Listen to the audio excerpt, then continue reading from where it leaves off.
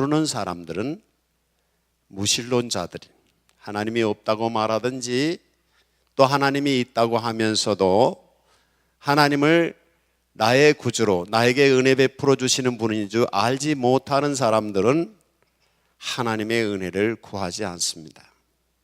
그리스도인은 예수 그리스도를 믿는 사람들은 하나님의 은혜로 사람이 사는 것이라는 것을 믿는 것입니다.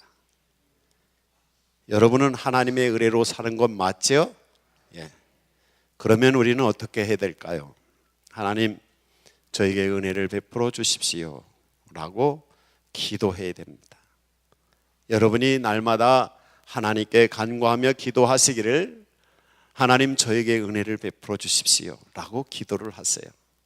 여기 성경에 보면 천사가 마리아에게 하는 말이 은혜를 받은 자여 평안할지어다 이렇게 말씀하고 있습니다.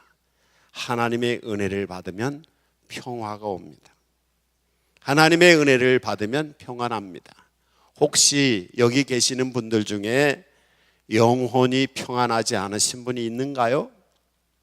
마음이 편안하지 않는 분이 계신가요? 죄송하지만 하나님의 은혜를 받지 못한 것입니다. 마음이 평정심을 유지하고 있고 이 마음의 평정심을 유지하고 있다는 것은 평화가 임했다는 것이고 마음이 평안하다는 것이고요. 그러면 그게 모든 것의 기초가 되는 것입니다. 마음의 평화가 없어요. 영혼의 평화가 없어요. 그런 사람이 일을 하다가 사고를 낼 수 있고요.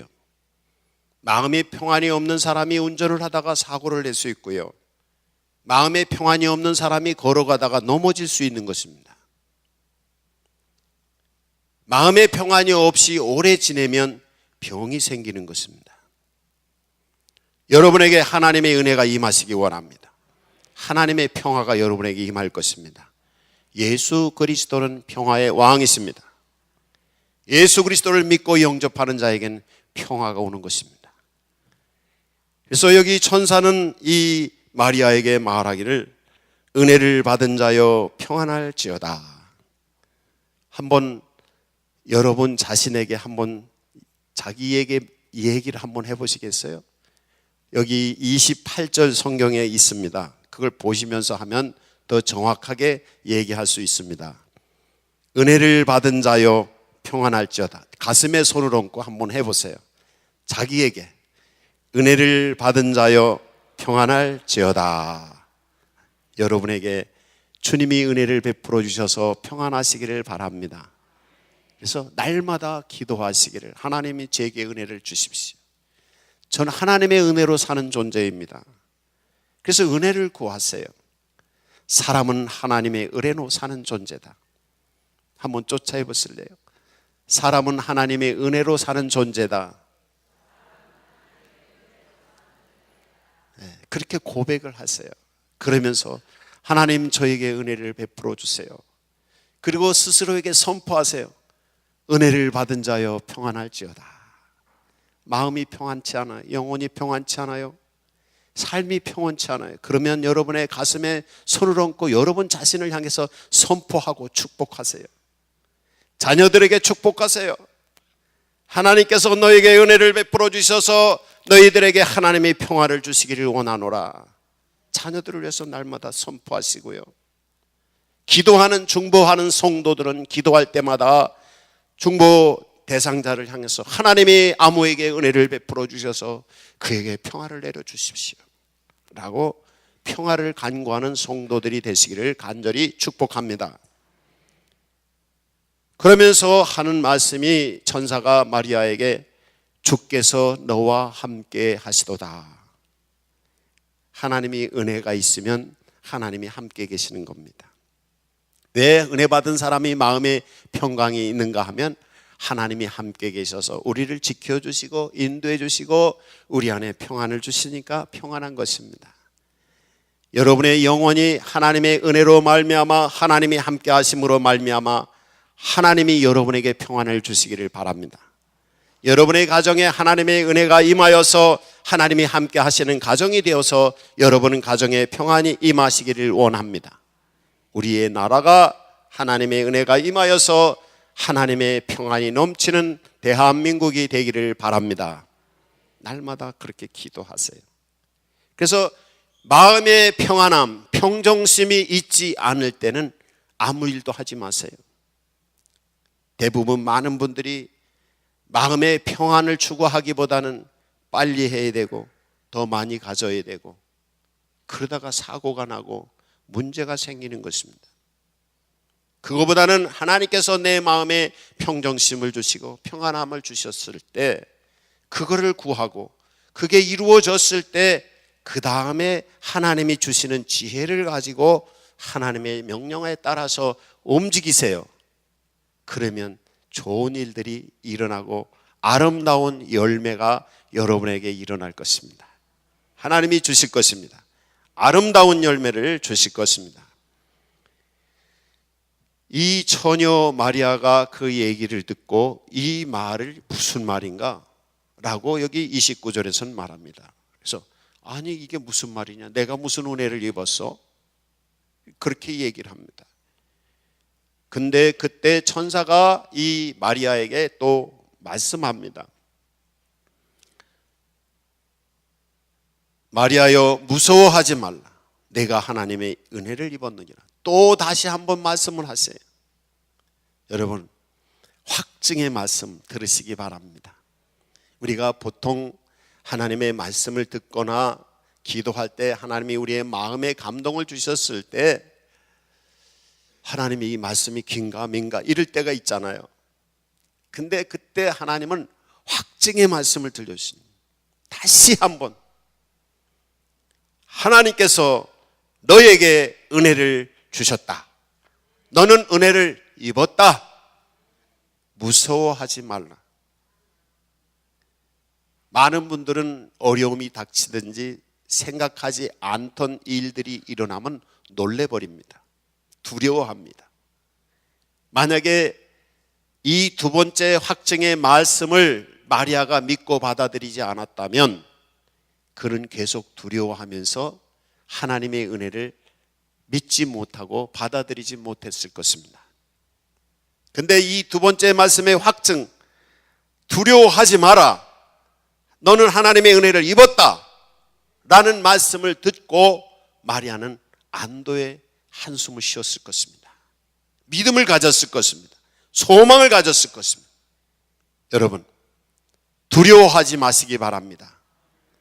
위험한 일이 부딪혔을 때 그 위험한 일을 극복해 나가는 사람은 성장하는 사람입니다. 여러분에게 두려움이나 무서움이나 염려거리나 무슨 문제가 부딪혔다면 그 문제는 여러분이 더 성숙하거나 성장하거나 성공하는 그 계기가 되는 것입니다.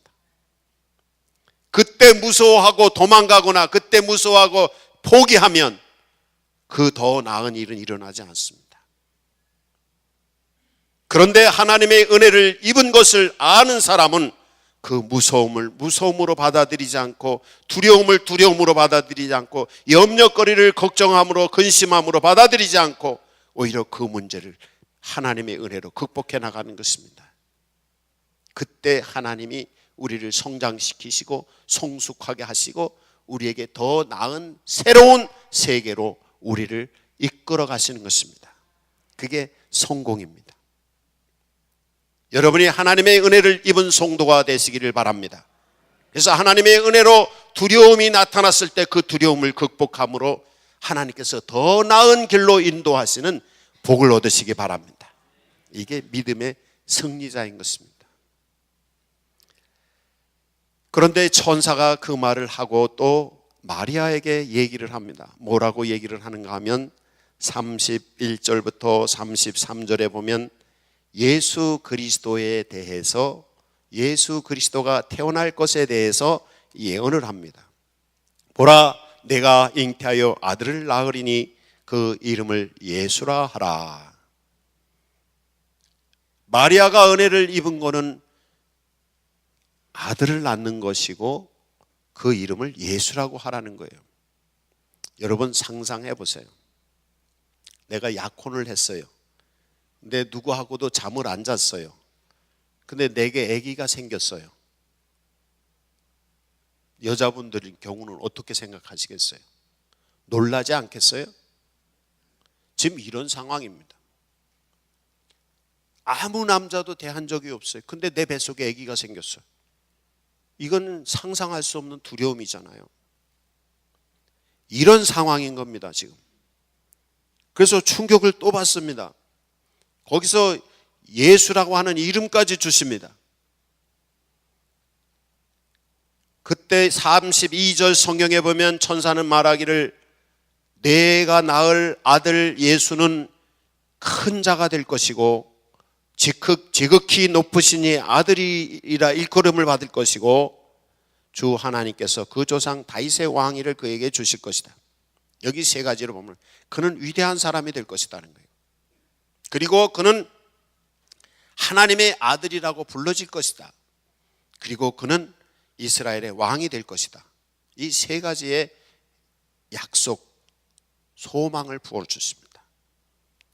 처음에 너가 아기 낳을 거야, 아들 낳을 거야 그러면 놀랬을 것입니다. 그런데 그 다음에 너는 내가 아기 낳을 네 뱃속에 생길 아이는 이 위대한 사람, 큰 사람이 되고 그 사람은 하나님의 아들이고 그 다음은 이스라엘의 왕이 될 거야. 그러면 조금 좀 생각이 달라지겠죠? 여러분, 하나님의 은혜를 얻은 성도가 되시길 바랍니다. 항상 두려움 가운데, 무서움 가운데는 그 속에 보석이 들어 있습니다. 여러분의 인생의 어려움 가운데는 그 속에 하나님이 약속하시는 귀한 선물이 들어있다는 사실을 기억을 하셔야 됩니다. 살면서 그냥 무서운 것만 보지 마세요. 겉만 보고 겉에 무섭고 겉에 두렵고 겉에 힘들고 이런 것만 보지 마세요. 하나님은 그 속에 그 무섭고 두려움 안에 하나님이 위대한 아들이 되게 하고 왕이 되게 하고 하나님의 아들 예수 그리스도를 동정녀 마리아를 통해서 태어나게 하시려고 하는 놀라운 은혜가 있었던 것입니다. 마리아가 이런 것 없이 그냥 동정녀 마리아가 아기가 생겼다, 이거는 은혜가 아닙니다. 사실은 그렇잖아요. 동정녀 마리아가 아기가 생겼다, 은혜가 아니죠. 그런데 이 동정녀 마리아가 태어날 아이는 그는 위대한 사람이고 그는 하나님의 아들이고 그는 이스라엘의 영원한 왕이라는 거예요.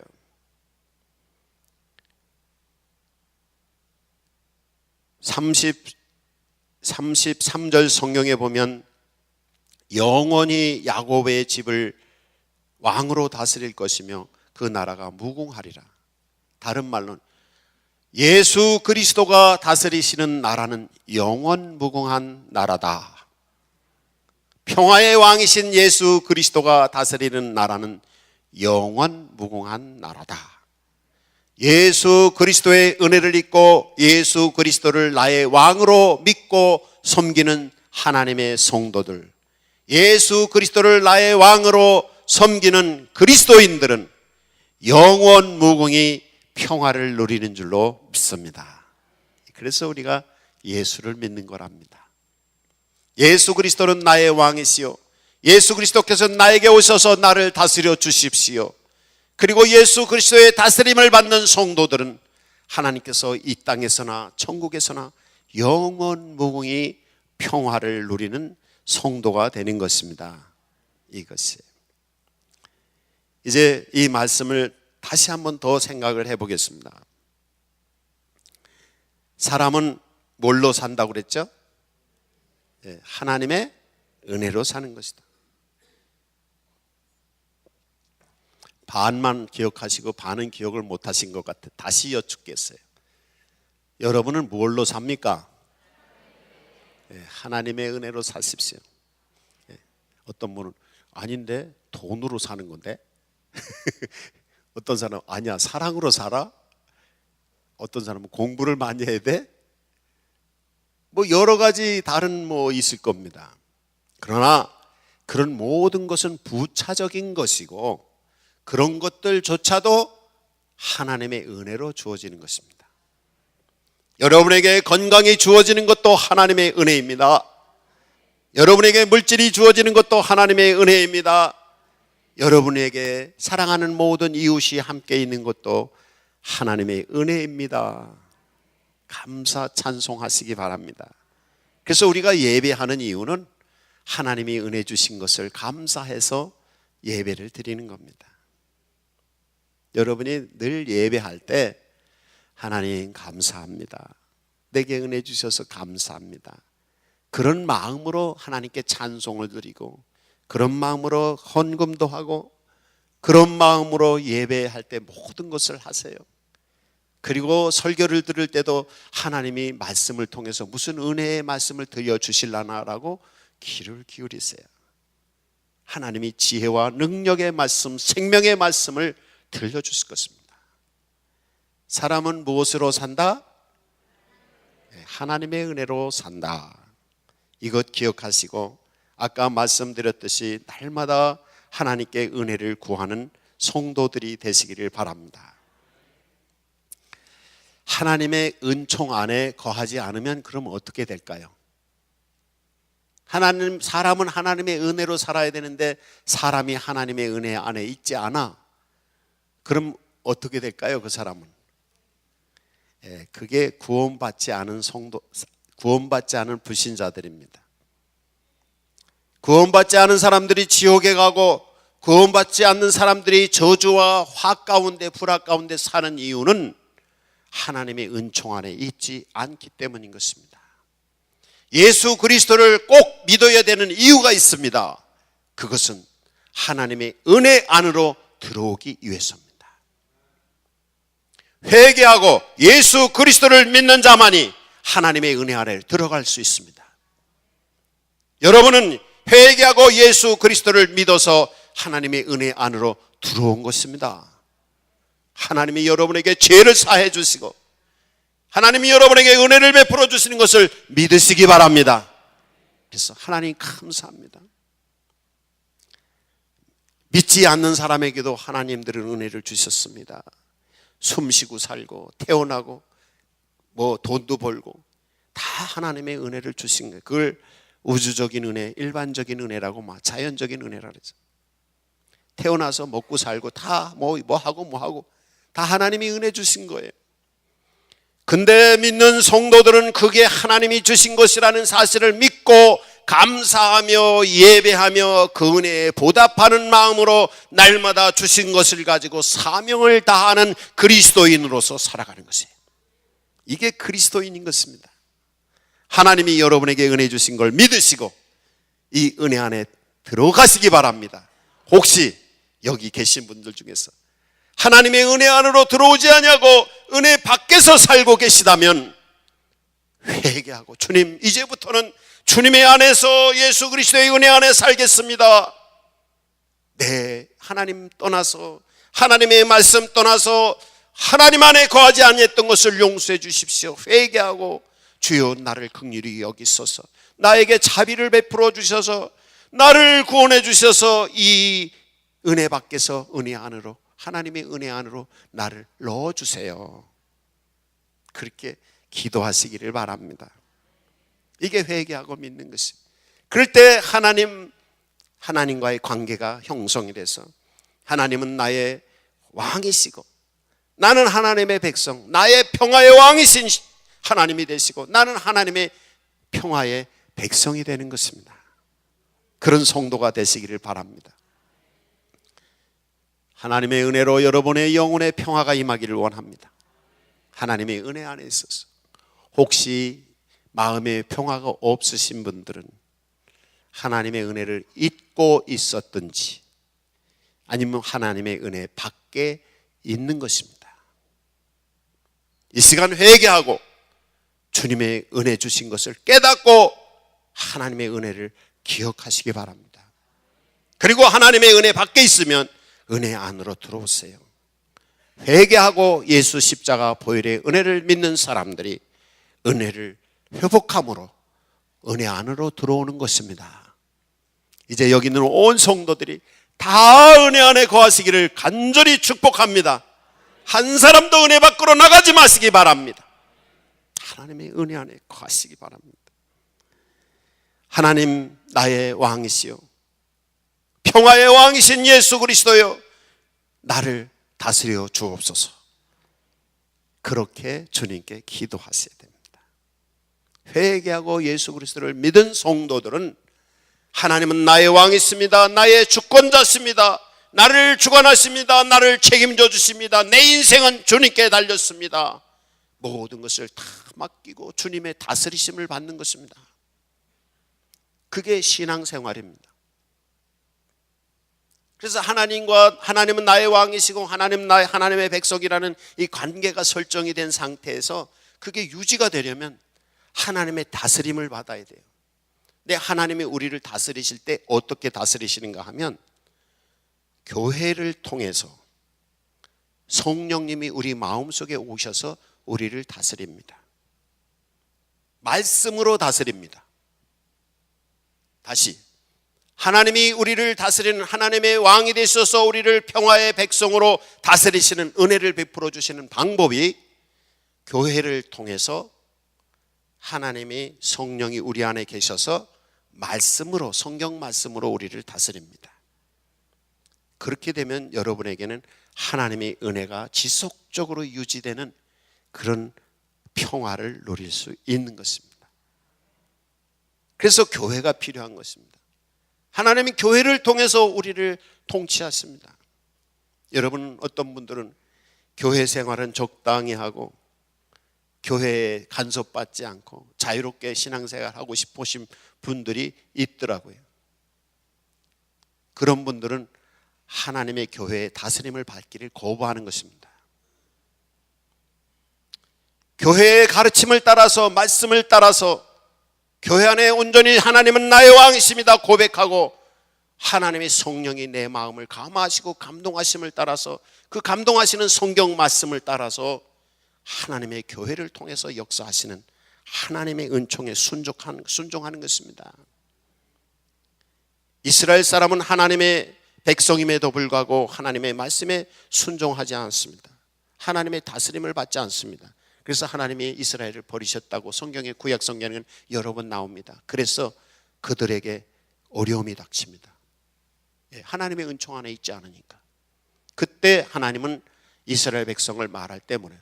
목이 곧은 백성이다. 우리 말로는 뭐라 그래? 고집이 세다. 자기 주장이 강하다. 교회에서도 제가 성도들이 있다. 뭐 권사님이나 장로님이나 집사님들한테 이렇게 하세요. 그러면 목사님 그거 아닙니다. 그러면 자기 고집을 부리는 분들이 있어요. 그게 목이 곧은 겁니다. 다스림을 받지 않는 것입니다.